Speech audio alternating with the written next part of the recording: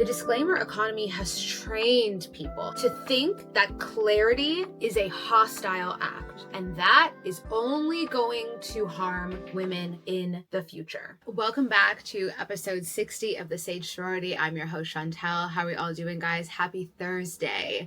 As you can tell by today's title, we have a lot to discuss. There has been quite the discourse over the past week or so with Emma Grede's book being released, and I have a lot of thoughts, some of which I've shared already on TikTok, but we are going to do more of a deep dive today. I'm going to kind of pull it back a little bit, bring everything together, as you can tell by today's title. I think, frankly, TLDR, a lot of people are getting it wrong, and I want to give my 2 cents. So let's get into it. I feel like in the age of hot takes and rage bait, people truly are losing their ability to separate the baby with the bathwater. Take what applies and just leave the rest. For those of you that are new here, the Sage Sorority is a digital sisterhood and platform where the only dues are your ears and never your dignity. Every week here, we unpack modern womanhood, the messy, the beautiful, the sacred, and the beautifully contradictory. You can find us on all platforms, YouTube, Spotify, and Apple. And don't forget, subscribe, hit the notification bell on YouTube if you're finding us there today, and leave us a 5-star review on Spotify and Apple. Today's episode is almost a direct follow-up, unintentionally, to the episode I made a few weeks ago regarding Belle and her memoir, Strangers. Different book, almost the same problem. Emma's book came out last week, Start With Yourself, and the internet is tearing her apart for similar reasons why they tore Belle apart, because they are both women who had the nerve to write radical honesty. I'm going to call this from now the disclaimer economy. And if that sounds like it doesn't make sense, I'll explain. If you're new here, make yourself at home, grab a cup of tea, grab some coffee, some wine. I've got my Celsius because it has been a long day. And don't forget to come hang out with us on Instagram or TikTok at the Sage Sorority. And you can find my socials at Chantel Russo. Okay, now let's get into the episode. Start With Yourself by Emma Grede only came out last week. Yeah, it was literally released a week ago. To much fanfare and success, I'm going to see Emma when she comes to London on April 30th, which is next week, for her book tour. Really looking forward to that. I'm a fan of her, obviously living in London. Everyone knows who Emma Grede is. She's done very well for herself. Okay, so I've got my notes with me. So for those who do not know who Emma Grede is or what the hell I'm talking about, Emma Grede is the co-founder and CEO of Good American, famously co-founded with Khloe Kardashian, founding partner of Skims, co-founder of Safely and Off Season, host of the Aspire with Emma Grede podcast, grew up in East London, specifically E13 in Plaistow, and she actually named her holdings company E13 because of the postcode, is married to Jens Grede, who is famously the co-founder of Frame Denim. A lot of Americans know Emma because she was the first Black woman to be on Shark Tank, is born and raised in East London, like I said, mixed race, a British mother, and a Trinidadian Black father. She is the proud mother of 4 children. You heard that right. And through reading the book, you realize that she actually didn't even start having children until she was in her 30s. Okay, back to the issue at hand. There is a lot of discourse on this book. And if you were on TikTok or Instagram or even YouTube, you have seen it this past week. And I'll be honest that most of that discourse is from women who have not read the book. They are just making discourse based on the clips that have been kind of going rampant. Things like Emma being the 3-hour mom, which we're going to talk about, and a larger argument about women needing to not work from home. We're going to get into that as well. This is not a finished book review. This is truly a live kind of mind mapping of my opinion of the book itself, Emma, what she's saying, and the larger conversation at hand. Kind of like what I did with Strangers. Yes, I think you should read the book. I don't think I would come on here and tell you guys I don't like a book and I don't think you should read it, because why would I waste my time with it on the pod? What I'm doing is I'm modeling the behavior that I'm going to ask you guys to do, which is essentially engage with an idea while you're still forming your opinion, rather than waiting until you can perform like a polished, perfect verdict. You get me? Okay, so this is my argument, and I'm calling it the disclaimer economy. And I literally wrote notes, so forgive me. The disclaimer economy is what happens when audiences demand that every writer, thinker, and or public figure pre-account for every single demographic, every single situation, every single life experience, every possible objection before anyone will or can engage with the actual idea, especially if you're a woman. I want to make this clear that this is not an attack on accountability or on the real work of who gets left out of a thesis and an idea. This is specifically an attack on the incessant reflex of contrarianism and to poke holes in someone's story. And I'm telling you guys, like, I don't want to go on a tangent, but this is happening on the internet, and it's also happening in real life. Here is a very quick 10-second example. I went to a lunch for International Women's Day, and there was a founder there, local to London. She's done very well for herself. I believe she started her business in 2020, and she works in the food service industry, okay? She's done very well for herself. Most people know her brand, and now she's kind of doing more of the founder round. So now more people are starting to know her. There were some amazing women in that room. Let's just say there's about 50 of us. She tells a brief succession of her story. She's on track to hit, 5 million or 6 million either this year, or she's already done that this year, right? And International Women's Day is in March. So great start to the year. We're sitting at lunch and we were served some of her food, and we're talking about it and how she's done so well for herself. In my table, I was sat at a table of strangers, and I say, oh yeah, she said she's on track to do 5 million or whatever the number she said. And she's like, yeah, so she says. And it's like, yeah, of course, so she says. She just said it. But why are we poking holes in this woman's story with no facts to do that? Like, why are we not just taking what she said at face value? First of all, yes, you can fudge those numbers, but they're also very easy to debunk, especially when you're a public company. And it's like, why would she sit in this intimate group where she's nervous to speak? She even alluded to that, and make up figures and lie about it. Like, it's not even giving that. Why are we poking holes in this woman's story instead of just saying, you know what, congratulations. Maybe she's wrong, maybe she's not, but I don't have evidence otherwise. So why not just take what she's saying at face value instead of trying to poke holes in her story and rip it apart? For what reason? What do you get out of poking holes in this woman's story to which you have no proof of? Very distasteful. And it kind of alludes to this idea that the automatic reflex for people to just be like, yeah, but it's insane and it does not help us. And it's this demand, I'll use that word again, that the writer or the speaker or the figure has to do some sort of work for this arbitrary reader, this unique reader, that the reader themselves doesn't have to do. Side note, this is why studying humanities is so important and will always be so important, because the lack of critical thinking that people have and the lack of being able to just grab context when it's not served up to you on a platter is insane. Everything is not going to be spelled out for you. You have to be able to infer things. I fear this is like advanced reading 101. Anyways, no one is saying you have to shut up and agree, but I am saying as an adult, you have to be able to engage. You have to be able to engage as a thinking adult. Does that make sense? And if you haven't been able to tell from now, I like Emma. I love what she stands for. I love what she's built for herself. I cannot discredit her story. Her story is incredible. She really comes from nothing. And what she's built for herself is nothing short of remarkable. She has defied a lot of odds. And what I love about her story so much is she also has a gaggle of children. In this year, 2026, she's got 4 children. People don't have kids like that anymore. She has incredible success and she has a large family. And she's not a celebrity. All of those kids, I'm pretty sure, none of them were by surrogacy. They were all, she birthed all of them, which is crazy. I love her loads. And I think the insistence on all these disclaimers is not fruitful or helpful for women. You have to take what applies and leave the rest. If you just shut out your ears to whatever you don't like and whatever makes you feel uncomfortable, you are missing the plot and you are missing your own opportunity to learn. And the gag is this is a woman thing.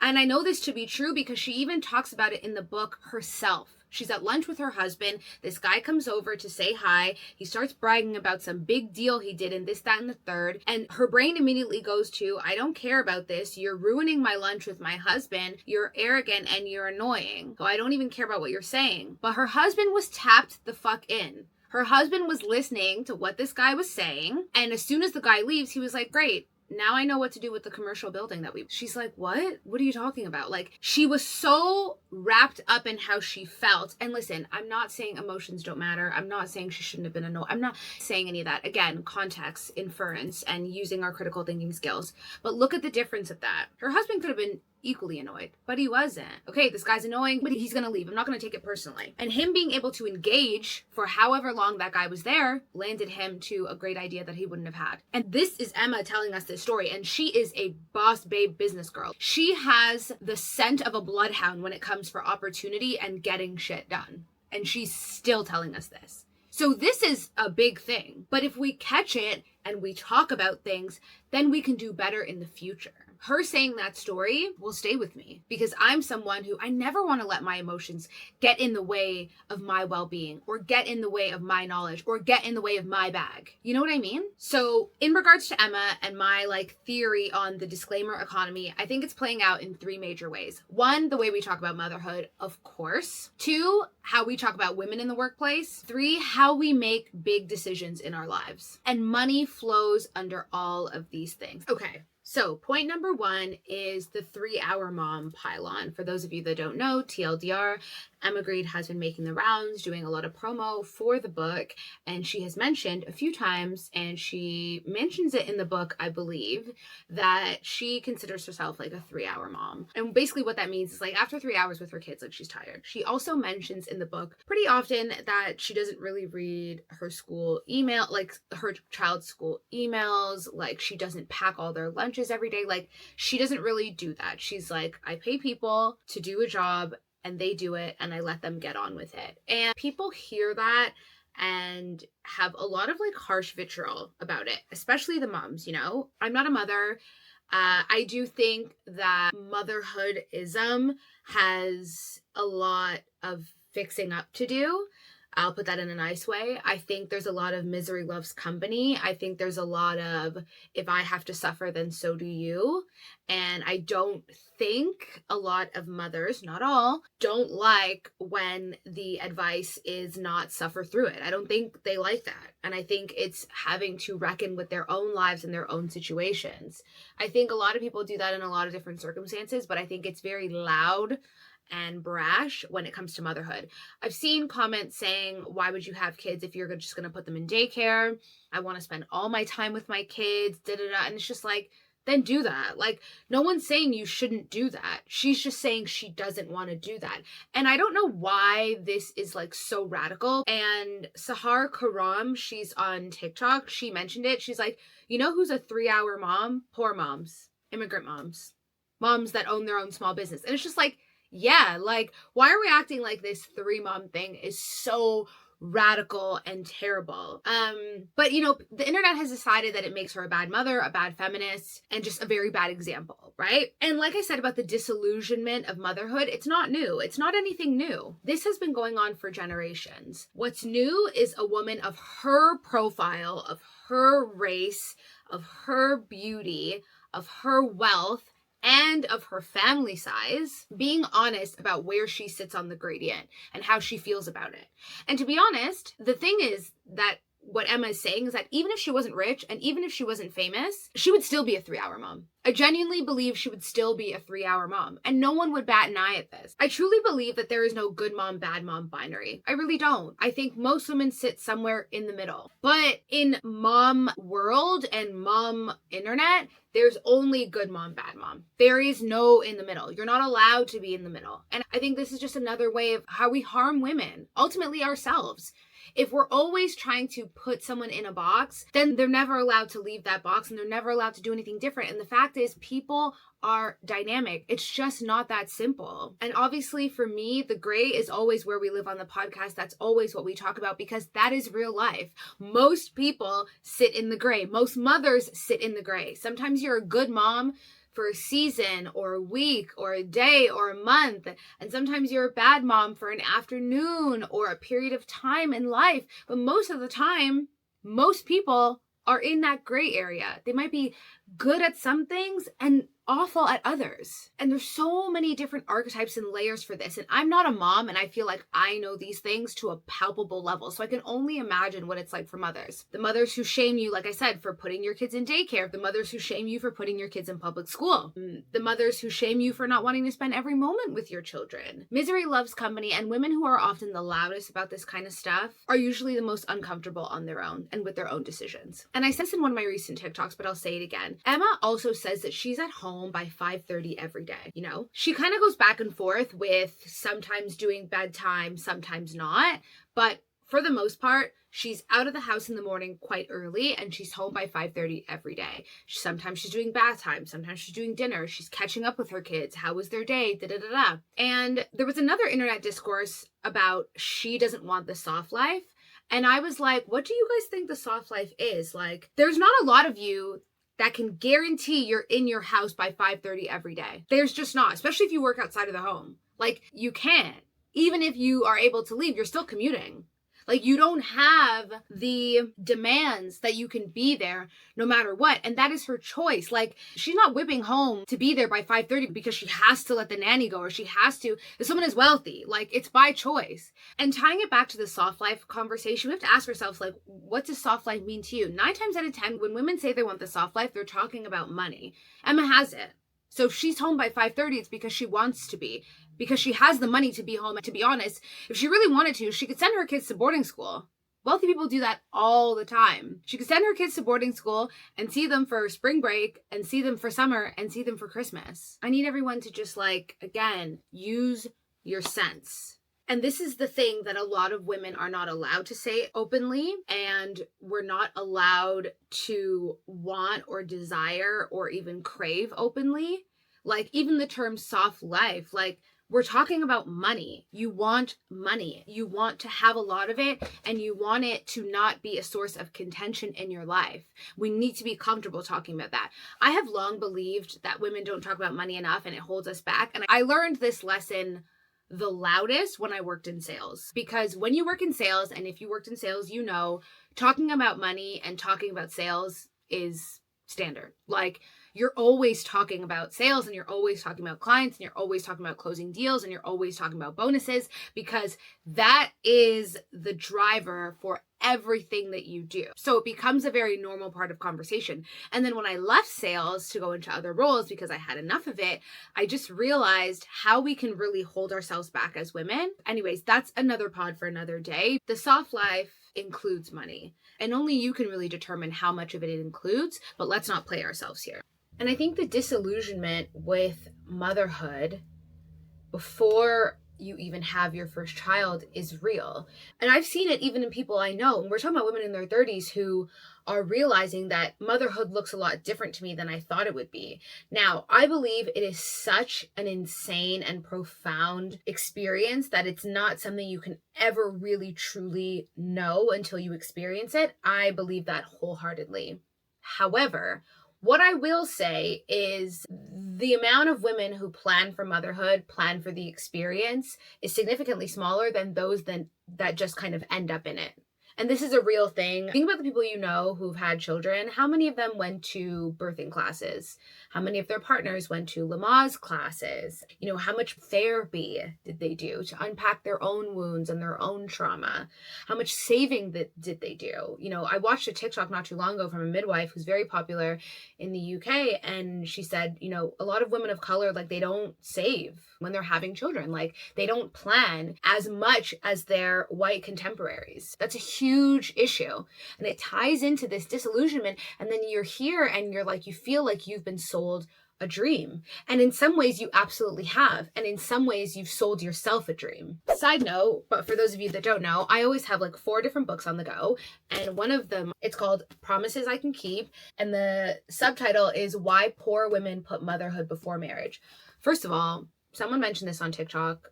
I heard the title and I could not click my fingers to get to Amazon quick enough, because what an insane title. I was like, I need this book. And it's heavily skewed to American data. I think it's a really important study on women, motherhood, marriage amongst low-income urban women, because we don't often get these details in a conscientious way and in an actual way. Instead of having theories, like, we need to actually speak to these women and figure out what's going on and why. But anyways, it's a dense book and I'm working through it. And I'm thinking as I read, and I'm using that point because that's what I want us to do, to be able to engage while we're getting the content, while we're receiving the information, and not just react to it. You know what I mean? To tie this all in and go back to Emma Grede, the pylon, I really believe, is a symptom. Women arguing and pushing back to another woman on her experience of motherhood is the problem and perpetuates the problem and perpetuates even more issues in the future. We have to be able to let women speak their truth. If she is a 3-hour mom and that is the only bandwidth she enjoys, we have to let her be honest about that.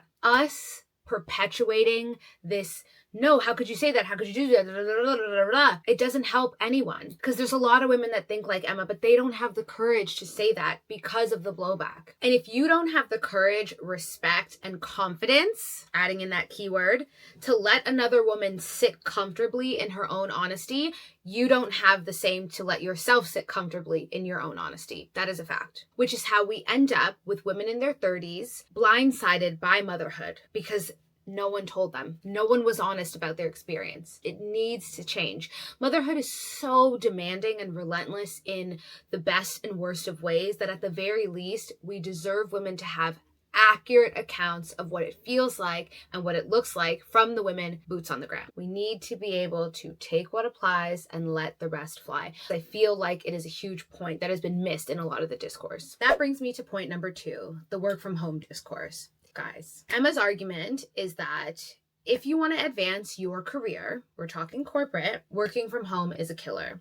And it's a killer for women. So that's what she says, right? And the 3-hour mom thing has people buzzing, but the work from home thing has people fuming, literally fuming. This is the context. Emma's in her 40s, so generationally, there's a difference here. She is from East London. She came from nothing. She is what Brits would call a grafter. And she even says that in her book.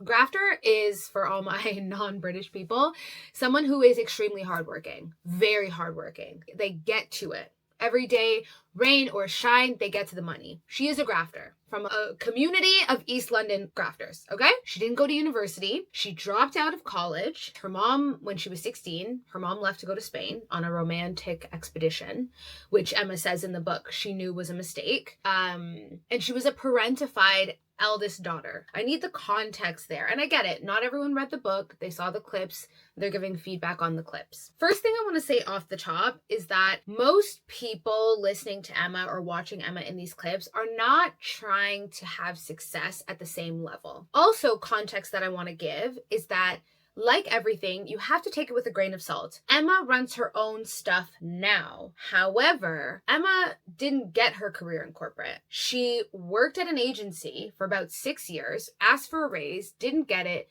went out on her own, and has been doing her own thing ever since. So this is not a woman that also rose the corporate ladder. Now she's at the top of her own corporate ladder, and logical and fair feedback, I think, is, you could be part of the solution, but instead you are doubling down on the problem. And to some extent, I do agree with that. Listen, again, she also says in the book, if you want to work 3 days a week and be home by 5 o'clock and walk your dog whenever they need a walk and go to Pilates and do all these things, she was like, that is fine. But then don't come to me and ask for a raise, right? And some people say that, but she's right. She's right. Whether or not you guys want to admit it or you like what she's saying, she's not incorrect. And anyone who has a job where they are earning money from someone else knows this. And this is me speaking to you from someone who had a work from home job in 2015.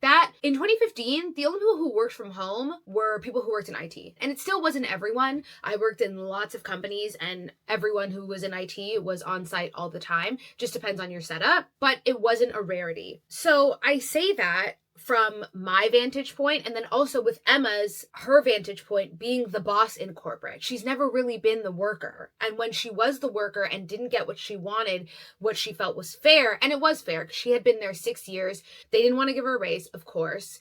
So she left. But with my vantage point, I knew that back then. And we were allowed to work from home. I wasn't pushing the envelope by working from home. We were allowed to. That was part of the job. But we used to meet up as a team every Wednesday, and some people used to come in more than that. I didn't want to. I was like, we only have to go in on Wednesdays. That's the only day I'm going in. But when people are meeting up constantly and you are not part of that fabric, you will miss out. And if you don't like that, or if you don't want to hear that, let me be the first to tell you that you're being delusional and very naive. That is the truth. If you don't like it, I'm so sorry. You can't rise up the ranks in someone else's shit. You gotta start your own shit. Because that is it. That is it. That is it. If you want to work from home and you still want to go the corporate ladder and you're not willing to sacrifice, then you know that this comes first, everything else comes after, and you're going to bust your ass in every way possible other than going into the office. Make that decision for yourself. She talks in the book about having your non-negotiables and that life is a series of trade-offs. And I 1000% agree. So you guys know I love you, Dan, and we have a mutual relationship. But people come to me often, friends, family, whatever, and like, what are you doing? Like, what's going on? And for me, I've been in this country 7 years, and everyone who knows me personally knows that my indefinite leave is my non-negotiable. That is the top of my pyramid. That is the star and baby Jesus on my Christmas tree. That is through which all decisions funnel through. If it's a great opportunity, but it interferes with my indefinite leave, it's not a great opportunity, and it's not a great opportunity for me at this present time and space. Oh, but what do you mean? No. Doesn't that hurt your feelings? Don't you feel like you're missing out? Maybe, sometimes, but again, my non-negotiable is through which all decisions flow through. What are your non-negotiables? If your non-negotiable is you want to be home at 5:30 every day, nothing else matters as long as you're home at 5:30 every day, then maybe you're going to make less money. Maybe you are going to have a job that you don't love as much. Maybe you are going to have a job where commuting is not an option for you. So you have to work from home. Again, maybe less money, maybe less growth. Maybe you can't get the fancy job in London. You have to get something closer to home. Does that burn? Does that sting? Maybe, but it shouldn't, because you know that this is your non-negotiable and you know that you're not willing to flex on this. So everything else is up for grabs. I personally feel like when women know their non-negotiables, they are significantly happier in life. You have to know what it is that you want. You have to know what it is that you want. If you know that you're 32 years old and you want 4 children by the time you turn 40, and all decisions flow through that, then let all decisions flow through that. Let your partnerships and who you're dating and entertaining flow through that. Let your job and how you're setting yourself up for success flow through that. Let the country you live in, or the province you live in, or the state you live in, and whatever mat leave you get, let it flow through that. Let your health and your fitness and how you're getting your core intact and your pelvic floor, let decisions flow through that. You will be so much happier. And I feel like this is the honest nuance and context that the internet just will not let her have, because I'm not saying that she's above criticism. No one is, frankly. But I am saying you have to understand where she's coming from and where she's speaking from before you decide to get in a huffy and take what she said personally. She might not be speaking to you. That's why when it's like, oh, this and that and the work from home and then this and that, but most of you are not trying to build to that level of success. Most of you are not trying to be senior VPs and MDs and C-suites. Most of you are not, and that's not a slight. That's just the fact. It's a numbers game. It's lonely at the top and it's a pyramid for a reason. So why are you taking it personally? I see lots of things online where it's like, oh, no man is going to do this or no man's going to do that. That's not my reality. That's not my life. That's not what I want for myself. That's not the direction I'm going. So I take that advice with a grain of salt, because I know that that person is speaking from their own experience and what they think is a baseline blanket term of advice. If I was like, no, I'm going to find a work from home job and still rise the ranks, then that's what I'm going to do. And I would not let what she's saying persuade me in one direction or dissuade me from what I want. I hope I'm making sense. And that is the work of truly engaging with an idea, being able to receive things, take what applies and leave the rest, and not get your emotions in the way of receiving quality information, in my opinion. And like I said, if you believe that you can hit that level of success while working from home, then do it. Do it and prove everyone wrong, like how Emma proved everyone wrong in her neighborhood when she was like, what we should have ended up as is a footballer's side piece or a rapper's baby mama. Prove everyone wrong. Go forth and do. But don't insist that what she's saying is factually incorrect, because that is not true. And also, yes, is the critique honest when it says, Emma could perpetuate a new track for women and support women working from home and still deliver their best work? Absolutely. And do I think in many ways she probably does? Absolutely. But if that's how she wants to run her ship, that's how she wants to run her ship. right? Does working from home benefit women more than it does men? Absolutely. Mothers? Absolutely. And especially just even women like periods and cycles and hormones, of course, working from home gives us more leeway and flexibility to do our best work. I do agree with that 100%. I have been an avid work from homer and in support of work from home work for as long as I knew it was a thing. But in my experience, has there been significant trade-offs? Absolutely. But I was willing to make those trade-offs because for me, working from home at one point was my North Star. Nothing else mattered. The amount of money didn't matter as much, the location, the role, the industry, as long as I could work from home. And that's why knowing what you want is of the utmost importance. And it is worth you checking in with yourself once a year, twice a year, and making sure that you know what it is you actually want and ensuring that your small decisions and your big decisions are going in that direction. The gap between what you want and what it requires, that is where like the disclaimer economy truly thrives, because it truly lets women claim ambition and girl bossing it up and all these things, soft lifing it up, while refusing to come to terms with what that actually requires. And I see this constantly. This is not just about work. I also see this in relation to dating. I see this in relation to friendship, and it needs to stop. Real critique and an honest description of where we're at and where we want to be is also important. And like I said about working from home and that the culture does benefit women, at the same time, working from home can hold you back from great leaps and bounds in your career.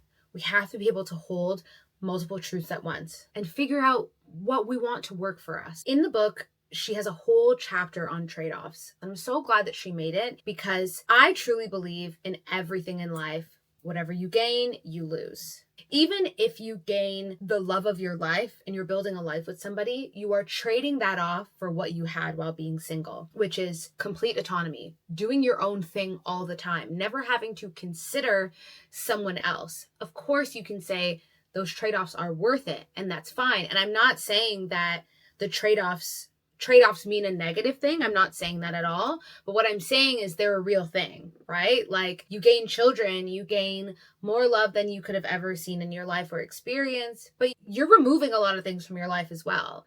And I feel like as women, because we have so many trade-offs, we need to be honest about them to ourselves and to each other, because that is the only way to truly build the life of your dreams and the life that you want, is being radically honest about these trade-offs and weighing them up constantly. But one thing I want to end this section with is a quote that she says in the book. When I heard her say it, I was like, oh no, I need to write this down. And she says, if you're going to be successful in business, you can't pretend money doesn't exist. You can't see it as something that needs to be escaped or ignored, or as something with little value once you have a lot of it. Let that sit, guys. And then point number 3 is we need to talk about the defaulting to men for major decisions. And I talked about this in episode 59, Strangers by Belle, and unfortunately or fortunately, it is now coming up again. And this is less, I would say, in the cultural discourse, but it's very obvious in the book and very clear in the book, and I think it's worth mentioning. So firstly, Emma talks about her friends or people that she knows that say that her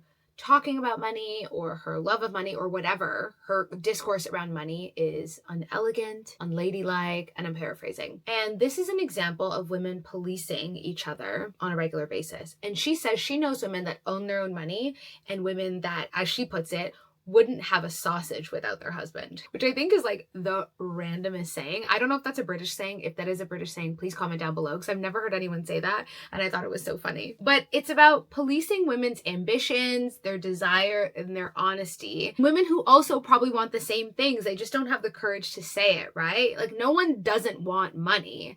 It's just the way you go about it and how comfortable you feel speaking about it. And she talks about this ad nauseum in the book, because she talks about being in conferences and being on panels where women are not being honest about their money experiences, business and profit and equity sharing and all these things that men talk about all the time and are allowed to talk about. And she's even said in doing her podcast, she's had a really hard time getting women to speak about money clearly and honestly in a way that men do without thought and without fail. That's again part of this disclaimer economy, is the excessive policing that women go through. And it's the mechanism by which women get trained to default themselves away from their own clarity and what they know to be true from themselves.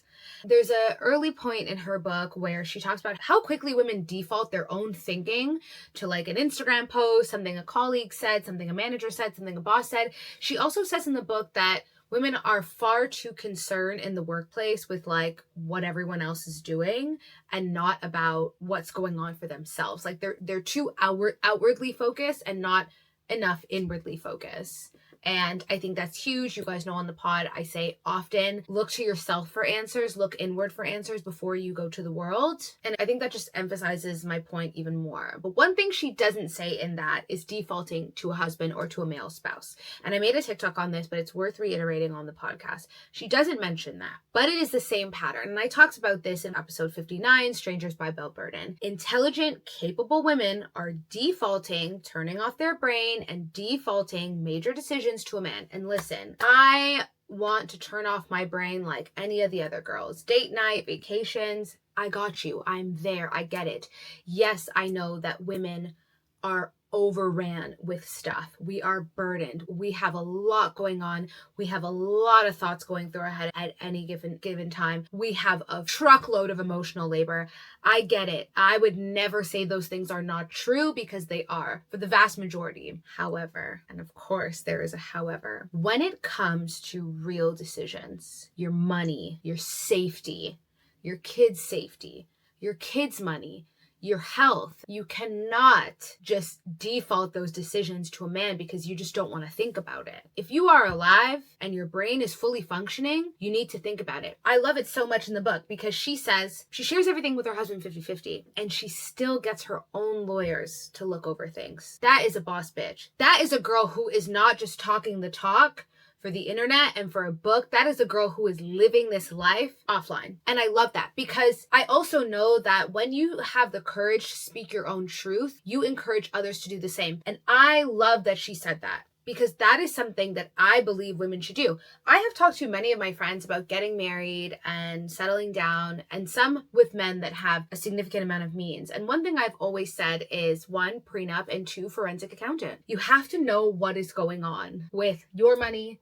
his money, which will become your money. And it's not enough to just default to a guy. What makes you think that that man knows so much more than you do? And what makes you think that he is going to think of what's best for himself and what's best for you? Love is not enough, and we say this often, so why are you acting like it is? Why isn't he defaulting these decisions to you? Think about that. And here is the major contrast between Strangers and Start With Yourself that makes the case. So Strangers, obviously Belle was married for 20 years, and shortly before they got married, and the prenup stated that whatever they earn during the marriage, they would solely own, right? So although she came into the marriage with 2 trust funds and her husband came in with arguably nothing, and both of those trust funds, the first trust fund bought their Tribeca home, the second trust fund bought their home on Martha's Vineyard. Whatever was earned during the marriage, they would keep. Obviously, you know where this is going, and if you listen to the episode, I won't rehash it. Belle stopped working when she started having children, and he continued to work and rise the ranks in his career. And right before they're about to go to court, he said, you know what, you can have the homes. I won't fight you on them, because they were communal property. Because although she bought them with her trust fund, she put his name on the deed for both properties. And when she was signing the prenup, her husband had subsequently said to change at the very last minute. Her lawyer told her it was a mistake. Like, this is not what people do. This is not what your brother did. This is not something you should do. And she went against it. And she knew she was going against legal advice. Then you have obviously Emma Grede, who's married to Jens, co-founder of Frame. By her own account, still getting her own lawyers and on 50-50 with everything. She knows where she stands. And these are 2 women that approach partnership completely different. One as an autonomous thinking woman, and another one who is defaulting to a fairy tale. And I just want you to know which side of the fence you fall on, or because there's gradients to everything, where your actions have been leading you to. Having your own lawyer, and I'm going to bring this up because I know that this will be a point of contention for people. Having your own lawyer, just like having a prenup, does not mean that you don't trust your partner. It doesn't mean that you don't love your partner, and it doesn't mean that you don't believe in the union. Having your own money does not mean that you're obsessed with it either. Reading your own contracts does not mean you're cold. The disclaimer economy has trained people and is literally training people to think that clarity is a hostile act, and that is only going to harm women in the future. Clarity is not hostility.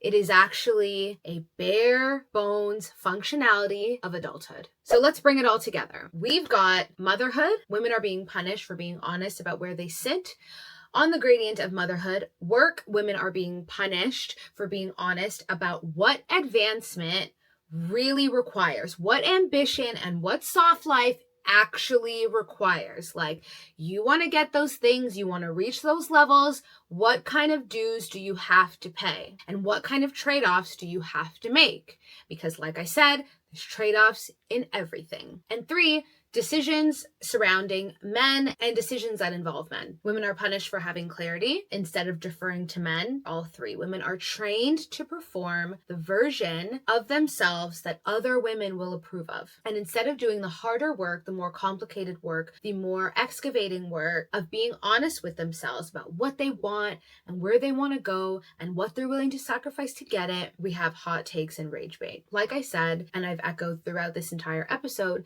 take what applies and leave the rest. And I think that that's really important for life, but it's also important for what you're consuming online. I can't stress that enough. So I feel like this episode, like I said, it was a true mind map. So we've got different things kind of all over the place, but I'm going to bring it all home because I really want my point to land and I want it to make sense for you. Okay, so let's bring this all home. What I really wanted this episode to detail and explain and to reveal is that on the front end, it looks like we're just talking about Emma Grede, the internet discourse, and her book, Start With Yourself. But we ended up talking about motherhood, careers, and money, right? And the biggest decisions that women have to make in their lives. And it's not because I can't stay on topic, but it's because it's all part of the exact same conversation. The disclaimer economy isn't just about one author, one book, and one thought. It's truly a pattern, and once you see it, you won't be able to unsee it. Think about what we've actually discussed. We talked about how Emma Grede got dragged for saying that she's a 3-hour mom, for being honest about the gradient of motherhood that every mother has sat on quietly for generations. We talked about how she got dragged for saying work from home is a killer if you want a certain level of success in the corporate world that she's talking about. A statement that is factually true from her vantage point, whether you like it or not. And we talked about how her own friends have called her obsession or love for money